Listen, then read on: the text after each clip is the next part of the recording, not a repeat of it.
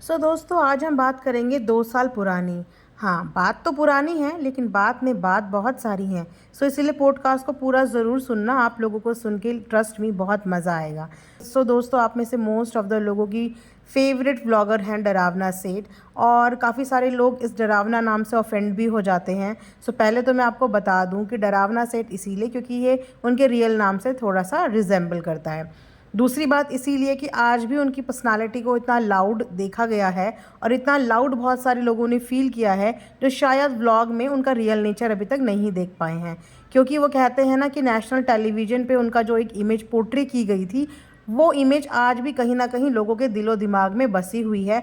और ऐसे उसके बाद भी काफ़ी सारे इंसिडेंट हुए जिसमें वो लड़ाई करती हुई, झगड़ा करती हुई नज़र आई।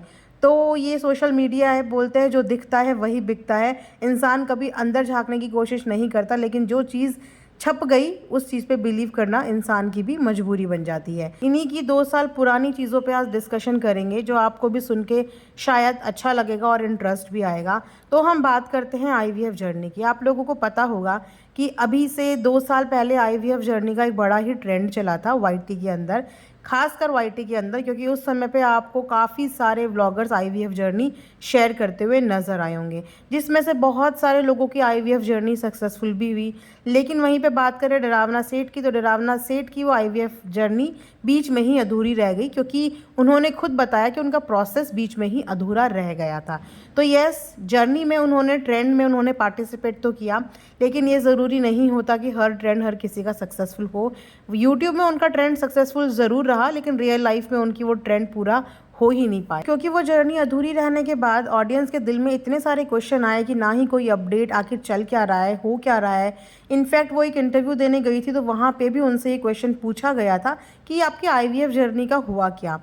तो उन्होंने वहाँ पे भी यही चीज़ बताई थी कि मेरी आईवीएफ जर्नी की मैंने शुरुआत तो की थी, लेकिन मुझे प्रोसेस बीच में रोकना पड़ा because of the medical issues. और आप लोगों को पता ही है कि उनके साथ मेडिकल इश्यूज़ आजकल काफ़ी चल रहे हैं। उसके बाद बीच में उनकी लाइफ में एक ऐसा ट्रेजेडी हो गई जिसकी वजह से वो कहीं ना कहीं डिप्रेशन में भी चली गई थी। और किसी भी आईवीएफ जर्नी के लिए पहले आपका मेंटली प्रिपेयर होना, मेंटली स्टेबल होना बहुत ज़रूरी होता है, और उसके बाद मेडिकली स्टेबल होना भी ज़रूरी होता है। लेकिन वो इन्हीं दोनों चीज़ों से डील कर रही थी। कहीं ना कहीं ये भी रीज़न था कि उन्होंने अपनी जो जर्नी है वो बीच में क्विट कर दी, या बोल दीजिए कि बीच में पोस्टपोन कर दी। और अक्सर वो अपने व्लॉग में भी ये बताती हुई नज़र आई हैं कि उनकी शादी ना काफ़ी लेट हुई थी, और इस चीज़ को वो ऑलरेडी एक्सेप्ट कर चुकी थी कि शादी लेट होने की वजह से उनको अपनी प्रेगनेंसी में डिफ़िकल्टीज़ आने वाली हैं, प्रॉब्लम्स आने वाली हैं। और अपना पास्ट एक्सपीरियंस शेयर करते हुए उन्होंने ये भी बताया था कि ये कोई उनकी लाइफ की फ़र्स्ट आईवीएफ जर्नी नहीं थी। इससे पहले भी वो 6 अटैम्प्ट कर चुकी हैं जो कि फेल्ड हुए। इट इज़ वेरी डिसअपॉइंटिंग, मतलब बहुत ही ज़्यादा डिसअपॉइंटिंग लगा मुझे सुन के, क्योंकि आईवीएफ जर्नी अपने आप में बहुत ही डिफ़िकल्ट जर्नी होती है। मैं समझ सकती हूँ कि औरत उस समय किस फेज़ से गुजरती है, और उसके बाद अगर किसी को फेलियर का सामना करना पड़े तो वो इंसान काफ़ी हताश और टूट जाता है। ये सब चीज़ें हमें उनकी वीडियो में, उनके व्लॉग में देखने को मिली। गाइज़, हम यहाँ पे व्लॉग के बेस पे ही रिएक्शन देते हैं, तो व्लॉग में जो चीज़ हमें कनेक्ट करती है उस चीज़ के बारे में भी बात करते हैं, और जो चीज़ हमें डिसकनेक्ट करती है हम उसके बारे में भी बात करते हैं। आफ्टर ऑल ये एक फीडबैक होता है, और रियल ऑडियंस वही होती है जो अपनी व्लॉगर को देख के उनको फीडबैक दे। प्यारा प्यारा फीडबैक तो सब देते हैं, गलत में भी सही फीडबैक सब देते हैं, पर एक रियल ऑडियंस वही होती है जो लूप होल्स भी बताए, ताकि हमारे जो व्लॉगर होते हैं वो उस चीज़ को इम्प्रूव करने की कोशिश करें। उन्हें पता चले कि आम जनता हमारे व्लॉग को देख के हमारे बारे में क्या एनालाइज करती है और क्या फील करती है। तो अभी भी काफ़ी ऐसी जनता है जिनके माइंड में बहुत सारे क्वेश्चंस होते हैं रिगार्डिंग हर नेचर। उन्हें लगता है कि बीबी वाला जो उनका नेचर था ना, वही रियल नेचर था, क्योंकि जो व्लॉग में नेचर देखने को मिलता है, व्लॉग में हर कोई व्लॉगर यही चाहता है कि उसका बेस्ट मोमेंट देखने को मिले, उसकी बेस्ट चीज़ें देखने को मिले, और वो अपनी तरफ से हर वो चीज़ एडिट कर देता है जिस वजह से ऑडियंस तक उसकी नेगेटिव इमेज पोर्ट्रे हो। कहीं ना कहीं ये भी रीज़न है कि कुछ लोग, मैं ज़्यादा नहीं बोलूँगी, कुछ लोग अभी भी यही सोचते हैं कि जो डरावना सेठ का व्लॉग होता है ना, वो कुछ कहीं ना कहीं तक स्क्रिप्टेड होता है, और वो डोमिनेट करती हैं अपनी फैमिली को, अपने हस्बैंड को, अपने सास ससुर को और अपनी फैमिली को। और इन सब में सबसे बड़ी गलती है निराज भैया की। अब निराज भैया बोल रहे होंगे मेरी क्या गलती है, मुझे क्यों बोल रहे हो?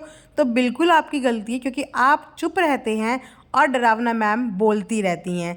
और ये दुनिया जानती है कि जो आदमी चुप रहता है वो हमेशा यही नाम से पुकारा जाता है, या तो जोरू का गुलाम, या इसकी बीवी ने इसे कितना ग्रस्त कर रखा है, अपनी बीवी से कितना ग्रस्त है।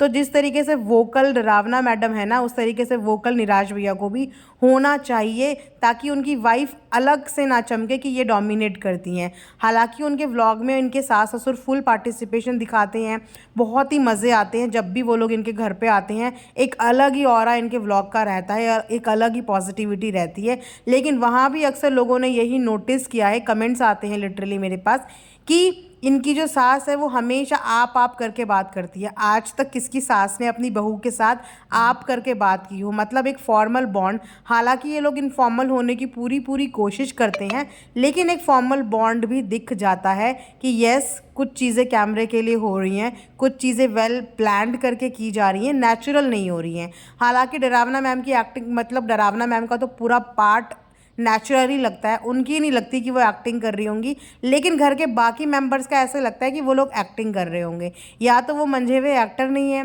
या वो लोग अभी इतने ज़्यादा कंफर्टेबल नहीं है कैमरा फेस करने में।